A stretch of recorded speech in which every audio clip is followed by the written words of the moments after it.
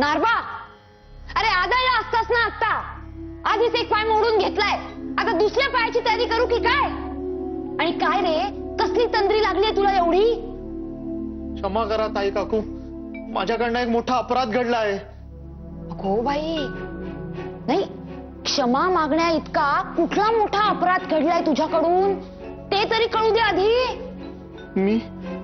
मी सुभद्रा काकू आणि विठू काकांचे बोलणे ऐकले. अरे नारबा, मग बरोबरच आहे. तुला क्षमा ही मागितलीच पाहिजे. आणि हे नसते उद्योग करायला सांगितले होते कोणी तूच? नाही, मुद्दामून नाही ऐकले.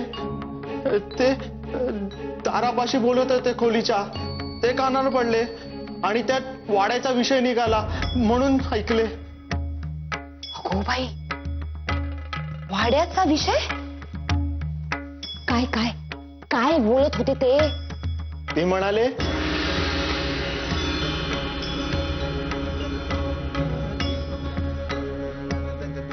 भाऊसाहेब काही आता राहिले नाहीत आणि माधवाने स्वकमाईने हा वाडा खरेदी केला. पण खरेदी खत मात्र भाऊसाहेबांच्याच नावाने केले.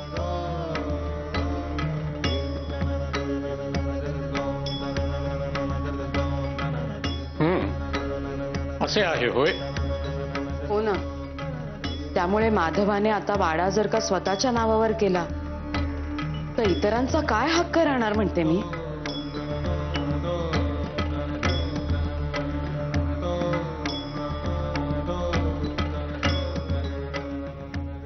अगो बाई, माझे कल्याणच झाले.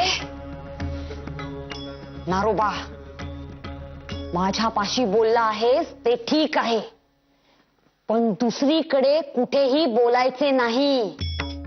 काय? हो. चल निघ इथून, कामाला लागा.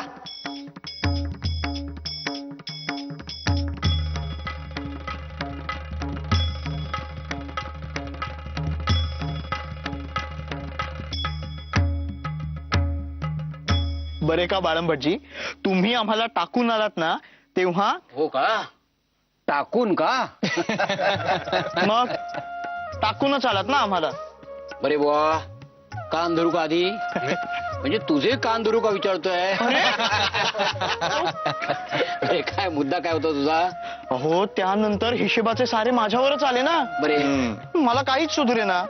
बरे, मदतीसाठी विठू काकांकडे गेलो तर आणखीनच गोंधळ. विठू काका? हो ना. हो, अगदी रडकुंडीला आलेलो होतो मी.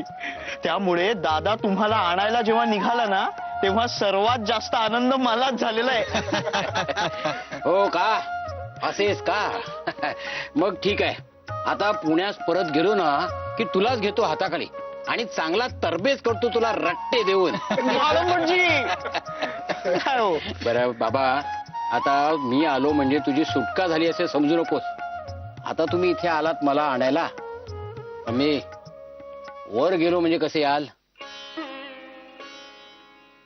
बाळंभटजी, हे बोलावं असंच हवे का? माधवा, अरे किती माया लावशील. मी आता एक पिकलं पान, कधीतरी गळणारच. पण आता तुम्ही जी माया लावलीत, इथे आलात, त्यामुळे मी अगदी ताजा तवाना झालोय. आता पाहास तू, 10 हत्तीचं बळ आलंय माझ्यात. आता पुण्यास परत गेलो ना की सगळे हिशोब कसे पटकन मार्गी लावतो बघ. नमस्कार न्यायमूर्ती साहेब. नमस्कार. बाबा बसा ना. बसा. बोला. आपण आलात, बरे वाटले. आपल्यासारख्या मोठ्या माणसांचे पाय आमच्या गावाला लागले. आता आमच्या या गावासाठी आणखीन एक काम करा. आपला शब्द आपण टाका, म्हणजे फार उपकार होतील. हो, उपकार कसले, आमचे कामच आहे ते. बोला, काय समस्या आहे? त्याचे काय आहे, खडीचा रस्ता शेजारच्या गावापर्यंत आलेला आहे, पण मध्ये आहे टेकाड. तो रस्ता आपल्या गावापर्यंत आणायचा म्हणजे अर्ध्या 1 मैलाचे अंतर वाढते, तेवढा वळसा पडतो. आणि म्हणून ही मंडळी नाही म्हणतात. 2 वर्ष झाली पाठपुरावा करतोय सरकार दरबारी, पण आमची डाळ काही शिजत नाही. उद्याचा देवीचा उत्सव आटोपला की मग आपण या विषयावर सविस्तर चर्चा करू. नक्कीच काहीतरी मार्ग निघेल. खरेच सांगताय? अर्थातच. बरे, आभार आहेत.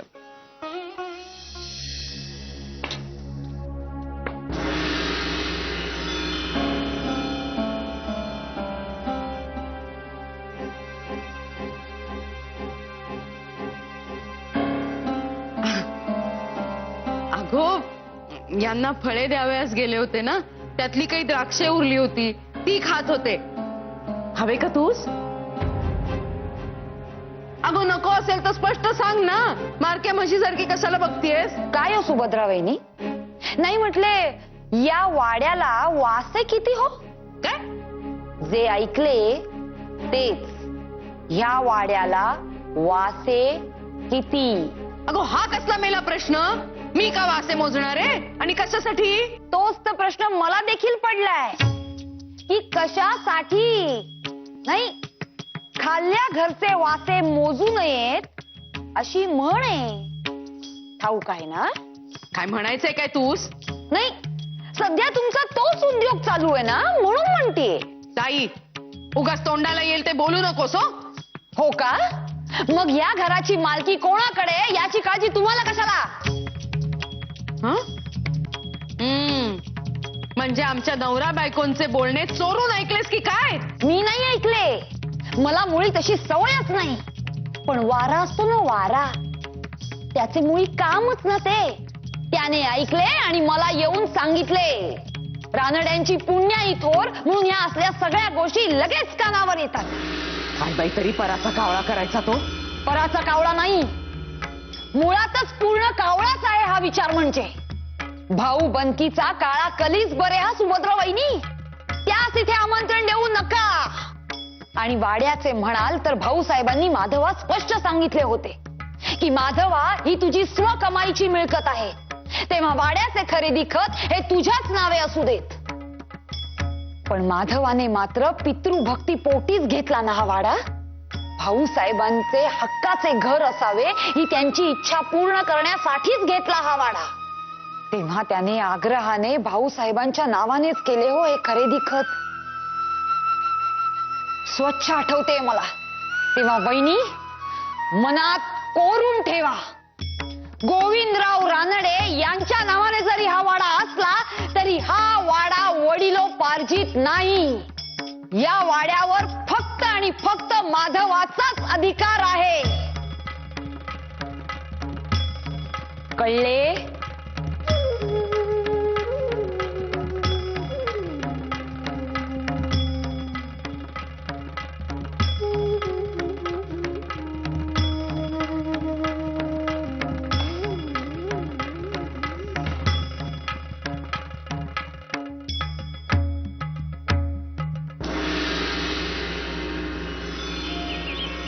आणि अशा प्रकारे अखेर बयोचा पुनर्विवाह झाला.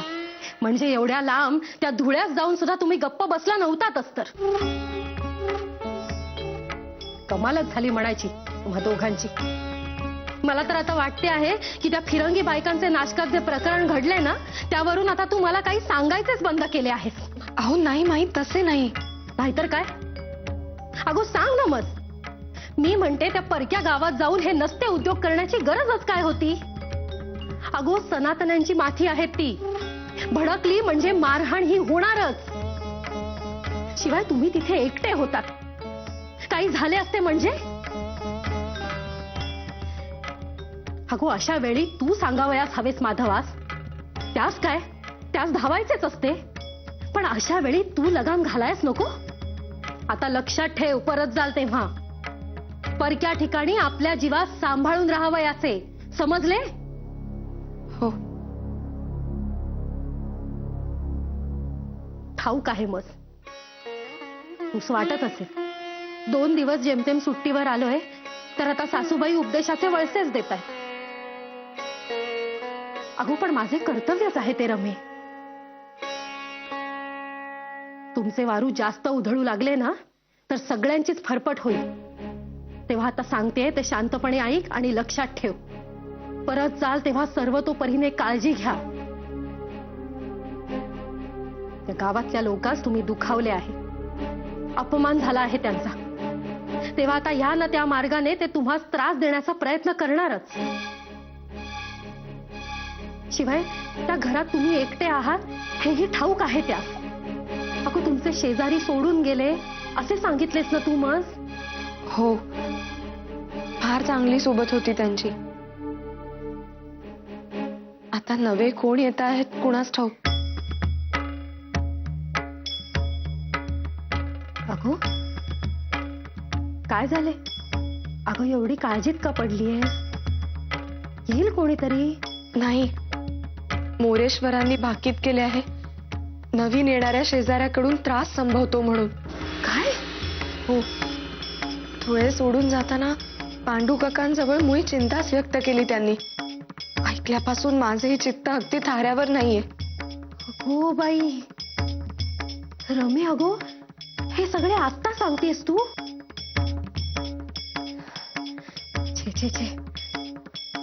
मी काय म्हणते, आता परत जाताना आमच्यापैकी एक बाई माणूस येतोच हो तुमच्या सोबत. तेवढीच तुलाही सोबत होईल. कसे?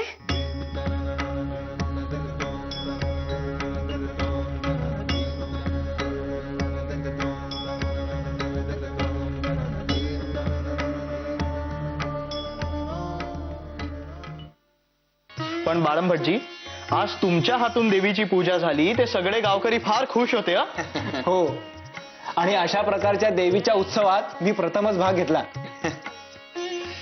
हेच तर आपल्या संस्कृतीचे वैभव आहे आबा.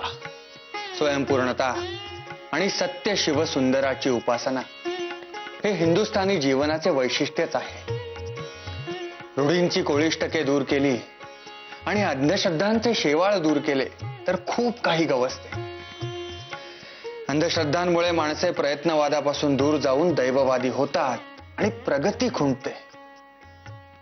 बरे बाळंभटजी, आपल्या गावातील रस्त्याचे काम मार्गी लावण्यासाठी आम्ही तालुका प्रतिनिधीच निरोप धाडला आहे आणि खोतांसही बोलावले आहे.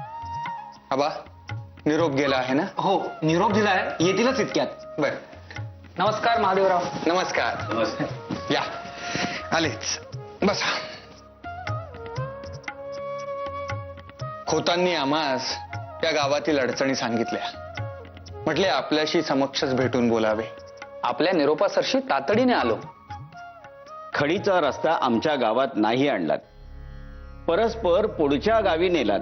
अहो, वाटेत केवढे मोठे टेकाड आहे आणि गावात रस्ता आणायचा म्हणजे टेकाडाला वळसा घालावा लागतो आणि टेकाडाला वळसा घालायचा म्हणजे खर्चाचे सारे अंदाजपत्रकच कोसळते ना.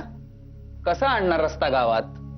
सगळे हीच सबब सांगतात, पण ओव्हरदोव्हर रस्त्यामुळे आमचे किती हाल होतात याचा कोणी विचारच करत नाही साहेब. अडलेल्या बायका, म्हातारी कोतारी यांना औषध पाण्यासाठी तालुक्याला न्यावे लागते. मालाची ने-आण सुद्धा त्याच रस्त्याने होते. बैलांचे, माणसांचे, बैलगाड्यांचे सांधे खिळखिळे झाले तो त्या रस्त्यामुळे. आम्हाला हवाय हो खडीचा रस्ता. पण खर्चासमोर आमचा नाईलाज आहे. अहो, पण काय करायचं तरी काय? गाडी येथेच येऊन अडते. पेच आहे खरा. सरकारचाही अशा विविध कामांसाठी निधी हा ठरलेला असतो.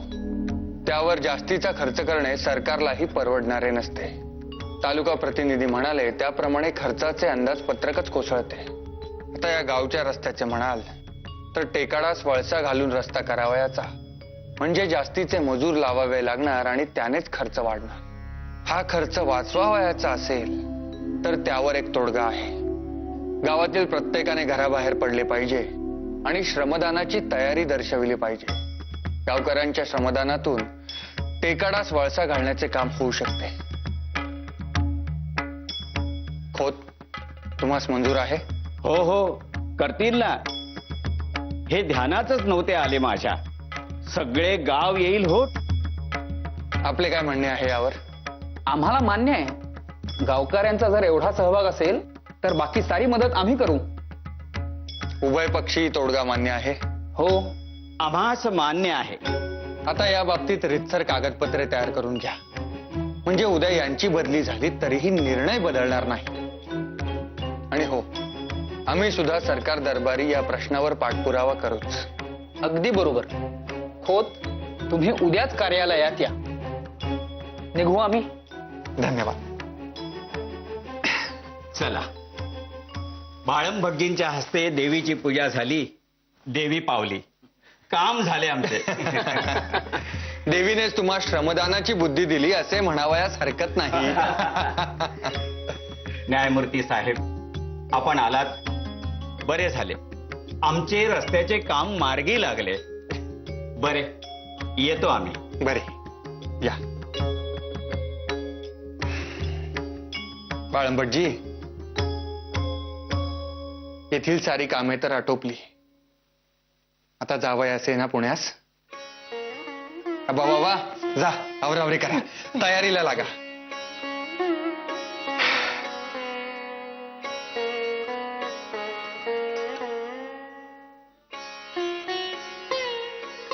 रमाबाई, आटोपले का तुमचे? बाहेर सगळे खोळंबले आहेत. अहो, थोडे बोलावयाचे होते. येथवर येण्याचा हेतू सफल झाला म्हणावयाचा. मनास अगदी संतोष वाटतो आहे आणि आपल्याबद्दल आदरही वाटतो आहे. का?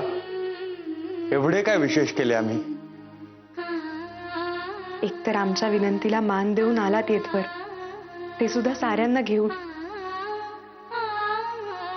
आणि मोठ्या चतुराईने आणि प्रेमाने समजूत घातलीत बाळम भटजींची. ते तर झालेच, परंतु या गावाच्या रस्त्याचा प्रश्न किती सहज सोडविलात आपण. मला तर बाई अगदी नवलच वाटते आहे. अहो रमाबाई, त्यात नवल कसले? मंडळी एका वळशापाशी अडली होती, त्या वळशालाच आम्ही वळसा घातला झाले. जे आबाज सांगितले तेच तुम्हासही सांगतो. माणसे अंधश्रद्धा जोपासू लागली की प्रयत्नांपासून दूर होतात आणि दैववादी होतात. एकाच मार्गाने विचार करू लागतात. प्रश्न सोडविण्यासाठी साऱ्या बाजूंनी शोधले म्हणजे तो सापडतोच. तसा येथेही सापडला. आणि रमाबाई, बाळम भटजींना घरी आणण्याचा मार्ग मात्र तुम्हीच शोधला होता, तेव्हा ते सारे श्रेय तुमचेच. पती पत्नींमध्ये सारे काही अर्धे अर्धे असते, त्यामुळे हे श्रेय देखील अर्धे आपले आणि अर्धे माझे. होय ना? होय. बरे, चला आता निघावयाचे ना. चला.